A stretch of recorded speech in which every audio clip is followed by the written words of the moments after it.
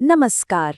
आज के इस विश्लेषण में हम एक बहुत ही छोटी सी पर बेहद गहरी कहानी पर बात करने वाले हैं। हम इस माइक्रो फिक्शन के जरिए ये जानने की कोशिश करेंगे कि आखिर किसी जगह और वहाँ के अपनेपन का असली मतलब होता क्या है।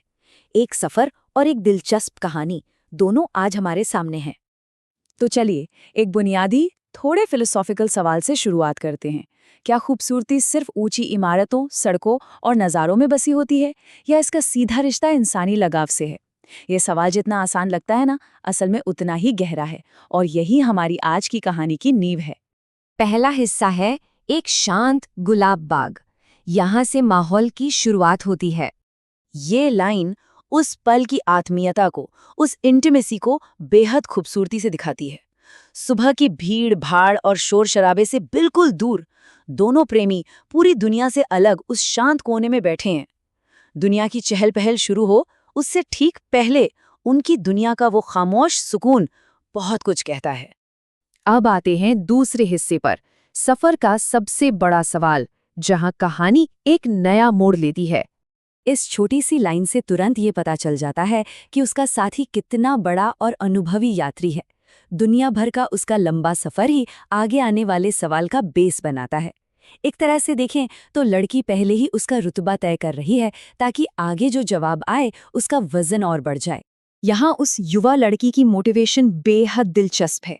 वो किसी अगली छुट्टी के लिए कोई रिकमेंडेशन नहीं मांग रही, बल्कि वो धीरे से बुदबुदाते हुए अपने साथी के नजरिए को टेस्ट करना चाहती है।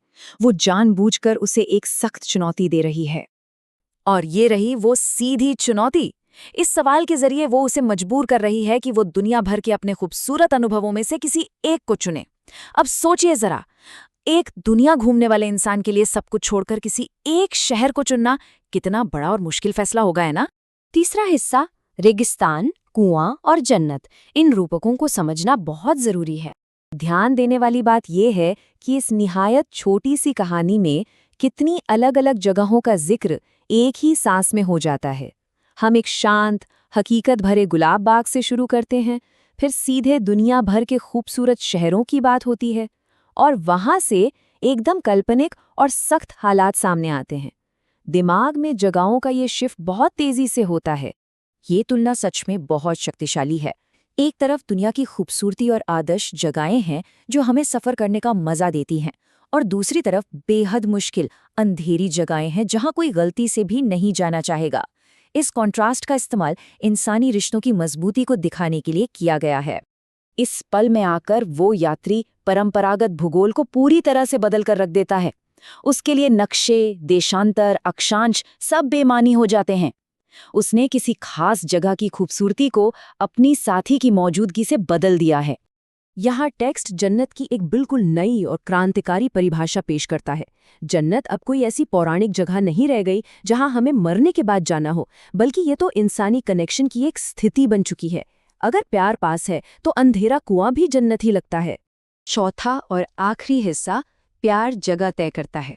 इसका दार्शनिक नतीजा, ये लाइन इस कहानी का फिलोसॉफिकल क्लाइमैक्स है। उसने कितनी खूबसूरती से और आसानी से उस शुरुआती चुनौती को पार कर लिया। और इस जवाब की सबसे कमाल की बात यह है कि उसने सबसे बेहतरीन शहर के कॉन्सेप्ट को एक ऐसी चीज बना दिया जिसे इंसान जहां चाहे अपने साथ आराम से ले जा सकता है। जवाब के बाद कि तुम्हारे पास ही सबसे बेहतरीन शहर है, कहानी एक प्यारे से आलिंगन पर खत्म होती है। एक आत्मीय गले लगना इस पूरी दिमागी बहस को शांत कर देता है। ये पल उस गहराई को मुकम्मल करता है जिसे अब तक सिर्फ शब्दों ने दनाया था। तो इस विश्लेषण के अंत में यही सवाल हमारे और आपके साथ रह जाता है। हम इंसान हमेशा से एक बेहतर जगह, एक घर की तलाश में यहाँ वहाँ भटकते हैं।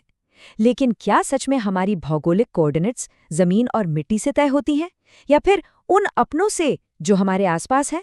सोचिए जरूर। शायद नक्शे सिर्फ रास्तों के होते हैं, मंजिलों के नहीं। और शायद सबसे खूबसूरत मंजिल नक्शे पर नहीं, ठीक हमारे बगल में हो। इस ख्याल पर विचार जरूर कीजिएगा।